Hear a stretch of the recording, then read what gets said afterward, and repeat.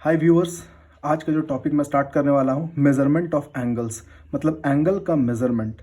तो ये topic start करने से पहले मैं स्टार्ट करता हूँ एंगल क्या है। तो ये चीज़ें हम लोग क्लास 4-5 से पढ़ते आ रहे हैं, लेकिन आज का वीडियो में स्टार्ट कर रहा हूँ तो स्टार्टिंग से देखता हूँ एंगल्स। तो एंगल को समझने के लिए हम लोग क्या करते हैं, दो पॉइंट्स लेते हैं। सपोज़ करो यहाँ पे मैंने एक पॉइंट लिया है ए और यहाँ पे एक पॉइंट लिया है बी।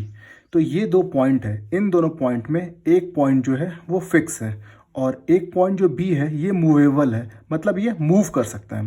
तो ये पॉइंट ए जो है फिक्स है और पॉइंट बी जो है वो मूव कर सकता है। तो सपोज़ करो मैं इसको ऐसे जोड़ देता हूँ, तो ये मेरे लिए एक रे हो गया। अब पॉइंट ए तो फिक्स है, पॉइंट बी जो है वो मूव कर सकता है। तो आइदर ये ऊपर मूव कर सकता है या ये नीचे मूव कर सकता है। अगर ये ऊपर की तरफ मूव करता है तो सपोज़ करो कि मैं यहाँ पे डालता हूँ बी, तो इसको मैं देता हूँ बी डैश, मतलब ये बी का ओरिजिनल पोजीशन है और ये बी का हो गया फाइनल पोजीशन। तो ए बी मेरे लिए हो गया इनिशियल रे और ए बी डैश मेरे लिए हो गया फाइनल रे। तो यहाँ पे जो आप एंगुलर डिस्प्लेसमेंट देख रहे हो, ये पार्ट, इसको हम लोग बोलते हैं एंगल। अगर ये ऊपर ना जा करके अगर मैं इसको नीचे शिफ्ट करता, अगर बी डैश नीचे होता, तो यहाँ पे ये जो बनता ये आपके लिए एंगल है। तो एंगल बनाने के लिए दो पॉइंट इंपॉर्टेंट है, एक पॉइंट फिक्स होता है और एक पॉइंट मूवेबल है। तो जब वो मूव करता है तो उन दोनों के बीच में जो एंगुलर डिस्टेंस होता है वही जो है वो एंगल कहलाता है। ठीक है, तो आप देख सकते हो जैसे कि ए और ये बी है, ए आपका फिक्स पॉइंट है, बी आपका मूवेबल पॉइंट था।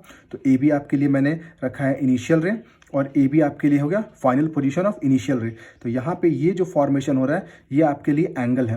तो एंगल का नाम हम लोग कैसे लिखते हैं, तो जो पॉइंट फिक्स होता है उसको हमेशा मिडिल में लिखा जाता है। जैसे यहाँ पे ए फिक्स है तो ए को मैं मिडिल में लिखता हूँ और बाकी जो मूवेबल पॉइंट है उसको उसके एक पहले और उसके एक बाद, तो इसको मैं लिख सकता हूँ बी या बी डैश। इसको मैं ऐसे भी लिख सकता हूँ बी डैश ए और बी, और यहाँ पे एक साइन लगाता हूँ, ये सिंबल है एंगल का। तो इसका मतलब यहाँ पे बी ए बी डैश जो है इसी को हम लोग एंगल बोलते हैं और एंगल का जो सिंबल है ये रिप्रेजेंट करता है थीटा से। ठीक है, अब यहाँ पे ये जो एंगल है इसको मैं रिप्रेजेंट कर रहा हूँ एक कार्टिजन प्लेन में। तो कार्टिजन प्लेन में जो ओरिजिन है वहाँ पे मैं रख रहा हूँ उस फिक्स पॉइंट ए को, और वो जो मूवेबल पॉइंट था उसको मैंने अभी रखा है पॉइंट एक्स एक्सिस पे।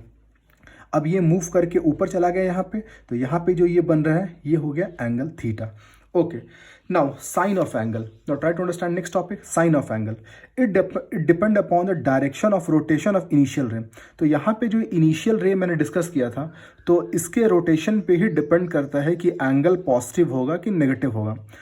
उससे पहले एक चीज़ सबसे इंपॉर्टेंट पार्ट है कि जो इनिशियल रे होता है, जो मैं यहाँ पे इनिशियल रे के बारे में मैंने आपको बताया था, तो इनिशियल रे हमेशा एक्स एक्सिस के ऊपर ही होता है। मतलब इनिशियल रे जब भी लोगे तो इनिशियल रे हमेशा आपके लिए एक्स एक्सिस पे होगा। यहाँ से अगर आपको रोटेट करना है आप इधर रोटेट कर सकते हो या आप इधर रोटेट कर सकते हो, आपकी मर्जी है। तो उसी पर डिपेंड करता है साइन ऑफ एंगल। तो it depend upon the direction of rotation of initial ray. तो आप देख सकते हो यहाँ पे कार्टिजन प्लेन है, तो कार्टिजन प्लेन में अगर आप रे को एंटी क्लॉकवाइज रोटेट करोगे, मतलब आप देख सकते हो इधर की तरफ रोटेट, तो जब भी एंटी क्लॉकवाइज रोटेट करते हैं तो वो एंगल हमेशा पॉजिटिव लिया जाता है। एंटी क्लॉक जब भी रोटेट करेंगे तो हमेशा होगा पॉजिटिव, और जब भी क्लॉकवाइज जाएंगे मतलब आप एक्स एक्सिस से बिलो जब लेके जाओगे तो वो सारा होगा आपके लिए नेगेटिव एंगल। तो फॉर एग्जांपल अगर मैं ऐसे देखता हूँ, अगर मैं इस पॉइंट को उठाकर यहाँ ले आता हूँ तो एंगल का फॉर्मेशन ये हो रहा है, तो ये मेरे लिए हुआ एज अ नेगेटिव एंगल। तो कभी भी अगर एंगल अगर ऊपर की तरफ बनेगा तो ये होगा पॉजिटिव, और एंगल कभी भी अगर नीचे की तरफ बनेगा तो ये होगा नेगेटिव। मतलब एंटी क्लॉकवाइज पॉजिटिव और क्लॉकवाइज हमेशा negative angle. Okay, now measurement of angle. तो हम लोगों ने देखा कि एंगल क्या है, ठीक है, और एंगल कब पॉजिटिव होता है और कब नेगेटिव होता है। Now next is the measurement of angle. अब एंगल तो मेरे पास आ चुका है, अब उसको मेजर किस में करते हैं ये देखते हैं। तो मेजरमेंट ऑफ एंगल, एंगल को मेजर करने का दो अलग अलग सिस्टम हमारे पास अवेलेबल है। पहला है सेक्साजेसिमल और दूसरा है सर्कुलर सिस्टम। तो सेक्साजेसिमल जो है ये हम लोग क्लास 4 ऑनवर्ड्स पढ़ते आ रहे हैं और अप टू क्लास 10th हम लोग यही सिस्टम को पढ़ते हैं, सेक्साजेसिमल। तो इसमें जो एंगल होता है उसको हम लोग मेजर करते हैं डिग्री में, और सर्कुलर सिस्टम में हम लोग एंगल को मेजर करते हैं रेडियन में। ठीक है, तो ये तो हम लोग क्लास 10 तक पढ़ते आ रहे हैं, और अब इस क्लास 11 में हम लोग सीखेंगे रेडियन के बारे में। ओके, नाउ तो एक बार दोनों सिस्टम को थोड़ा रिवाइज कर लेते हैं। पहला आता है सेक्साजेसिमल, मैंने बताया इसको हम लोग मेजर करते हैं एंगल को डिग्री में। तो ये क्या है पहले देख लेते हैं। A circle is divided into 360 part. मतलब कोई भी अगर एक सर्कल है, अगर मैं उसको ऐसे करके एक एक करके पार्ट वाइज पार्ट डिवाइड करते जा रहा हूँ, अगर पार्ट वाइज पार्ट डिवाइड करते जा रहा हूँ डिवाइड करते जा रहा हूँ, तो टोटल इसको 360 पार्ट में डिवाइड किया गया, और टोटल 360 पार्ट में डिवाइड किया गया, तो उसका जो एक पार्ट होगा वही 1 डिग्री के बराबर है। Therefore 1 degree is equal to 1/360 part of circle. तो अगर एक सर्कल को 360 पार्ट में डिवाइड करते हैं तो उसका जो एक पार्ट जो होगा, एक पार्ट यही होगा मेरे लिए एज अ 1 डिग्री, 1 डिग्री। ठीक है, यहाँ पे एक क्वेश्चन हो सकता है कि एक सर्कल को हमने 360 पार्ट में क्यों डिवाइड किया। तो इसके पीछे बहुत अलग अलग रीजंस भी हैं। उसमें से एक रीज़न मैं आपको बताता हूँ कि पहले के समय में जो हमारे एस्ट्रोनॉट्स थे, तो वो लोग हमेशा जो स्काई में जितने भी स्टार्स वगैरह या जितना भी हेवनली बॉडीज़ है उसको हमेशा ऑब्जर्व करते रहते थे, और वो लोग देखते थे कि उसका जो पोजीशन है वो हमेशा चेंज कर रहा है, और वो एग्जैक्टली पूरा 360 डेज के बाद उसका पोजीशन जो है फिर वहीं आता था। अगर कोई भी ऑब्जेक्ट यहाँ पे, तो वो उसका पोजीशन आज यहाँ पे, नेक्स्ट यहाँ पे होगा, नेक्स्ट यहाँ पे होगा, नेक्स्ट यहाँ पे होगा, ऐसे करते करते करते वो जो ऑब्जेक्ट है अपने पोजीशन में एग्जैक्टली 360 डेज के बाद ही आता है। तो आप देख सकते हो कि ये एक सर्कुलर पैटर्न को फॉलो कर रहा है कि एक सर्कल में जब वो जा रहा है तो 360 डेज के बाद वो ऑब्जेक्ट अपने पोजीशन पे वापस आ रहा है। तो इसीलिए उन्होंने एक कंप्लीट जो पार्ट है, एक कंप्लीट जो मूवमेंट है, एक कंप्लीट पाथ को उन्होंने 360 लिया। ठीक है, तो इसलिए हम लोग एक सर्कल को 360 पार्ट में डिवाइड करते हैं। ओके, अब यहाँ पे डिग्री जो है, आप कह सकते हो कि डिग्री जो है वो एंगल का मेजरमेंट का सेक्साडेसिमल में सबसे स्मॉलेस्ट पार्ट है, लेकिन इससे भी छोटे पार्ट में हम इसको मेजर कर सकते हैं जो कि होता है मिनट। तो यहाँ पे 1 डिग्री जो है वो 60 मिनट के इक्विवेलेंट है, और 1 मिनट जो है वो 60 सेकंड के इक्विवेलेंट है। ओके, ना हम लोग आते हैं अब सर्कुलर सिस्टम में। हम लोग देखते हैं सर्कुलर सिस्टम क्या होता है और उसमें रेडियन क्या है। तो जैसा मैंने आपको बोला, सेक्साडेसिमल में एंगल को हम लोग मेजर करते हैं डिग्री में, तो सर्कुलर सिस्टम में हम लोग एंगल को मेजर करते हैं रेडियन में। ठीक है, रेडियन में। अब रेडियन जो होता है वो कांस्टेंट एंगल होता है, तो हम लोग देखते हैं कि रेडियन कांस्टेंट एंगल क्या है, इसको समझते हैं। ठीक है, तो आप देखो, आप यहाँ पे मैंने 3 अलग अलग सर्कल को ड्रॉ करके रखा है, 3 अलग अलग सर्कल। तो तीनों सर्कल अलग अलग है, मतलब तीनों के रेडियस अलग अलग है। यहाँ R1, R2, R3 3 अलग अलग रेडियस है। ठीक है, अब मैंने क्या किया है कि यहाँ पे ये जो सेंटर है इसको मैंने ले लिया फिक्स पॉइंट, और पॉइंट ए जो है वो मूवेबल पॉइंट है, मतलब वो मूव कर सकता है। तो पॉइंट ए को मैंने मूव करा के ले गया हूँ मैं यहाँ पे बी तक। पॉइंट ए को मैंने मूव करा के यहाँ पे ले गया हूँ बी तक। अब कंडीशन ये है कि ए बी का जो लेंथ है, मतलब ये आर्क लेंथ मैंने रखा है, वो बिल्कुल रखा है रेडियस के इक्विवेलेंट, रेडियस के इक्विवेलेंट। यहाँ भी मैंने बिल्कुल सेम थिंग किया है। यहाँ पे इसका रेडियस R2 है, और यहाँ पे जो इसका आप देख सकते हो जो इसका आर्क लेंथ है PQ, ये भी मैंने रखा है इसको R2 के इक्वल, और यहाँ पे इसका रेडियस है R3, और यहाँ पे इस पॉइंट को जो मूवेबल पॉइंट है इसको ले गया हूँ Y तक, और सच दैट XY का जो आर्क लेंथ है वो R3 के बराबर है। तो कोई भी सर्कल में आप अगर एक रेडियस लेते हो और उस रेडियस में जो फिक्स पॉइंट है उसको आप मूव करा के ले जाते हो सर्कल के ऊपर, सच दैट जो आर्क लेंथ जो है वो बिल्कुल रेडियस के इक्वल है, और उस पॉइंट को जब आप फिर सेंटर से आप जोड़ते हो तो यहाँ पे जो एंगल का जो फॉर्मेशन होता है यही होता है आपके लिए 1 रेडियन। तो सर्कल आप छोटा लो, बड़ा लो, या कितना ही बड़ा लो, तो ये जो मूवेबल पॉइंट है उन दोनों को जब हम सेंटर से ज्वाइन करते हैं तब जाके यहाँ पे जो एंगल का फॉर्मेशन होता है ये मेरे लिए होता है कांस्टेंट, और यही 1 रेडियन है। मतलब अगर आप एक सर्कल लो, कोई भी आप एक सर्कल लो, यहाँ पे इसका सेंटर फिक्स है और यहाँ पे एक मूवेबल पॉइंट है। इस मूवेबल पॉइंट को मैं ले करके गया हूँ सच दैट कि यहाँ से यहाँ तक, मतलब A to B का जो आर्क लेंथ है वो जस्ट इक्वल है किसके, रेडियस के इक्वल में। तो यहाँ पे ये जो एंगल का फॉर्मेशन होगा यही आपके लिए होगा 1 रेडियन। तो सर्कल छोटा हो या बड़ा हो उससे कोई फर्क नहीं पड़ता है, आप ये सारा तीनों एंगल जो है वो बिल्कुल इक्वल होगा। इसलिए मैं बोल रहा हूँ कि radian is a constant angle. तो कोई भी एक सर्कल में आप रेडियस लो और रेडियस के बाद एक arc low, such that arc length जो है वो बिल्कुल रेडियस के इक्वल होगा। तो वहां पे जो एंगल का फॉर्मेशन होगा वही होगा आपके लिए 1 रेडियन को equivalent. Okay, now relation between the arc length, radius and a angle. अब कोई भी एक सर्कल में जो आर्क लेंथ है, एंगल है और रेडियस, इन तीनों के बीच में क्या रिलेशन होता है वो देखते हैं। तो सबसे पहले देखता हूं, यहाँ पे एक आर्क लेंथ मैंने लिया है, यहाँ पे AB आर्क लेंथ लिया है AB, और वो सेंटर में एंगल बना रहा है थीटा रेडियन। आप देख सकते हो कि मैंने यहाँ पे आर्क लिया है, AC यहाँ पे आर्क लेंथ है, और आप देख सकते हो A से B ये मेरे लिए आर्क लेंथ है AB, और ये एंगल सेंटर पे कितना बना रहा है, थीटा रेडियन। ठीक है, तो मैं देखता हूं कि इस थीटा रेडियन, इस आर्क लेंथ और इस रेडियस में क्या रिलेशन आता है। तो सबसे पहले देखो कि मैंने यहाँ पे एक पॉइंट सी लिया है सर्कल के ऊपर में, और सच दैट AC का जो वैल्यू है ये मैंने बिल्कुल लिया है आर्क लेंथ के equal, that is the radius, और ये आर्क लेंथ इक्वल है, ठीक है। तो अगर AC मैंने अगर यहाँ से लेके एक आर्क लेंथ लिया और रेडियस के इक्वल है, तो ये मेरे लिए जो पार्ट है ये मेरे लिए 1 रेडियन के इक्वलेंट होगा। जस्ट मैंने आपको बताया अभी कि अगर आर्क लेंथ अगर रेडियस के इक्वल है तो वो एंगल जो होता है 1 रेडियन के इक्वल। तो आप देख सकते हो एंगल AOC जो है that is equal to 1 radian, और 1 रेडियन के सामने जो आर्क लेंथ है, ये देखो आर्क लेंथ में लिखा है, आर्क लेंथ कितना है R, ठीक है। तो 1 radian is equal to R अब मैं लिख सकता हूं। नाउ अब यहाँ पे दिया हुआ था AOB का जो एंगल था गिवन में वो था आपके पास थीटा रेडियन, और उसके सामने का जो आर्क है वो कितना आ रहा है L, यहाँ पे कितना आ रहा है L। तो यहाँ पे थीटा रेडियन इक्वल्स टू मैंने कितना लिखा है L, ठीक है। अब यहाँ पे दो अलग अलग इक्वेशन है, इक्वेशन 1 और 2। अब मैं इक्वेशन 2 को 1 से डिवाइड करता हूँ, तो theta radian by 1 radian equals to L by R। अब ये थीटा बाई 1 को मैं लिख सकता हूँ theta radian by L by R। तो कभी भी अगर आपको एंगल निकालने हैं तो उसके आर्क को डिवाइड करना होगा उसके रेडियस से, तो आप फाइंड कर सकते हो कि वो कितना एंगल बना रहा है सेंटर पे। तो ये एक इंपॉर्टेंट रिलेशन है एंगल, आर्क लेंथ और रेडियस के इक्वल, ठीक है। Now the next topic is that relation between the radian and degree.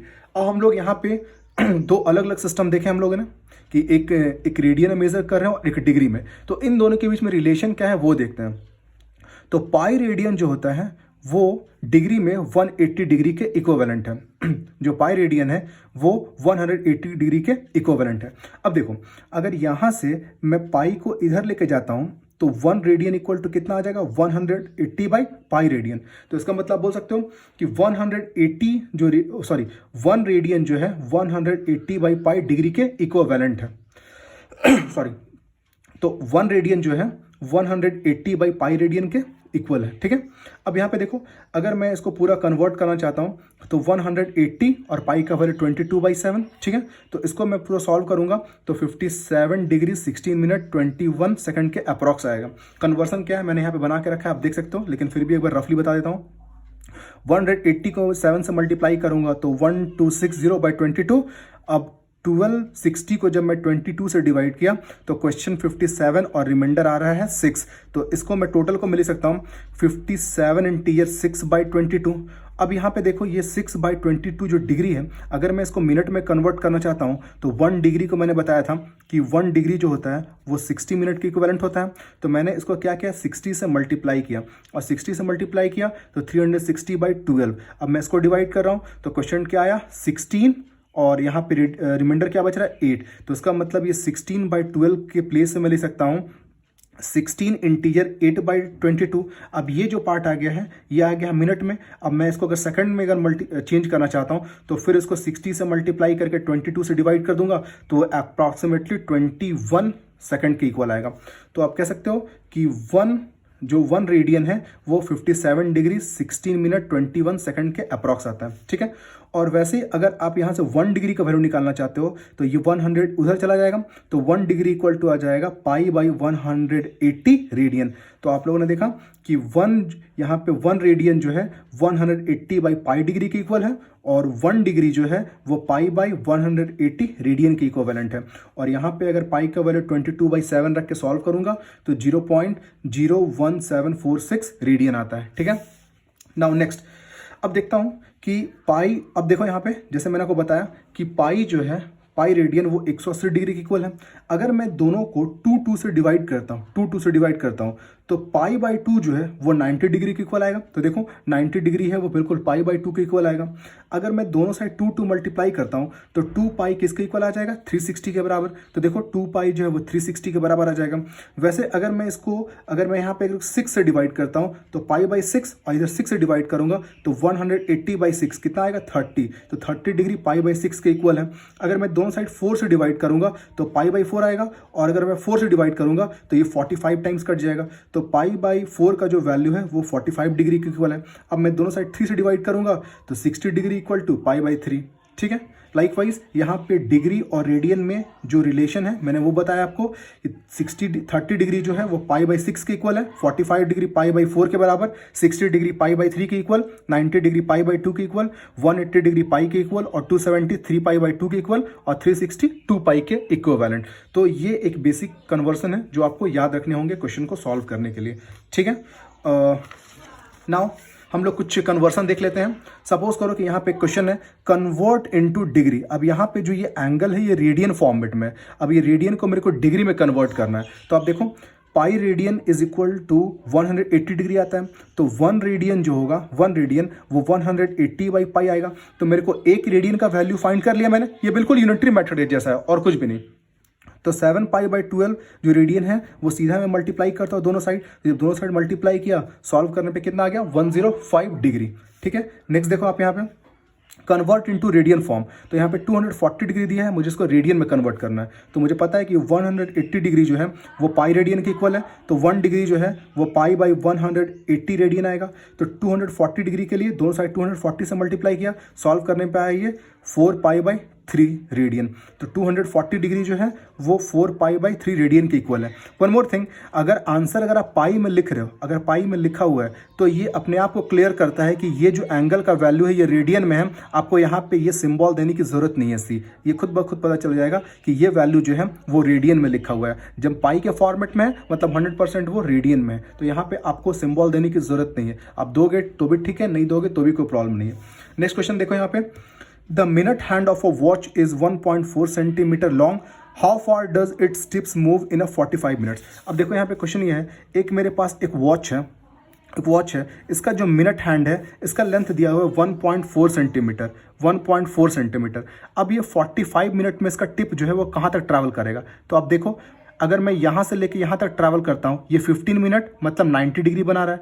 फिर अगर मैं इसको यहाँ पे लेके आता हूँ, फिर ये 90 डिग्री और यहाँ तक हो गया 30 मिनट। अब मैं इसे यहाँ तक लेकर के आता हूँ तो ये π/2 तो आ गया 3π/2 और आप देख सकते हो यहाँ से यहाँ आप टोटल जब देखोगे तो ये आपके लिए हो गया 45 मिनट्स। अब देख सकते हो मैंने यहाँ भी वॉच बना के रखा है, अगर ये मिनट हैंड यहाँ से लेके यहाँ तक मूव करता है तो ये पूरा आपका 45 मिनट होगा, 45 मिनट। तो 45 मिनट को मूव करने के लिए ये मिनट हैंड जो है वो सेंटर में कितना एंगल बना रहा है, π/2 + π/2 + π/2 मतलब कितना हो गया 3π/2। इसका मतलब वो एंगल जो है वो 3π/2 बना रहा है, ठीक है। और रेडियस का वैल्यू कितना है 1.4। तो जस्ट मैंने अभी डिस्कस किया था कि theta is equal to arc by radius, just मैंने अभी एक रिलेशन आपको बताया था, आप देख सकते हो कि theta is equal to arc length by radius, ठीक है। तो theta equal to arc length by radius, तो यहाँ पे आप थीटा का वैल्यू हमने कितना निकाला 3π/2, आर्क लेंथ मुझे नहीं पता है, ये मुझे निकालने हैं, और रेडियस का वैल्यू 1.4। तो आर्क लेंथ को यहीं रख रहा हूँ, 1.4 को इधर ला रहा हूँ। तो यहाँ पे जब इसको मिलाऊंगा इधर तो मल्टीप्लाई फॉर्मेट में आ जाएगा, पाई का वैल्यू 22/7 रखा, और जब मैं इसको सॉल्व करूंगा तो ये आ जाएगा 6.6 सेंटीमीटर। इसका मतलब ये हुआ कि मिनट हैंड का जो टिप है वो 45 मिनट्स में कितना डिस्टेंस ट्रैवल करेगा, मतलब ये जो इसका जो ये पार्ट होगा arc length, this arc length is equal to 6.6 centimetre. Okay, thank you.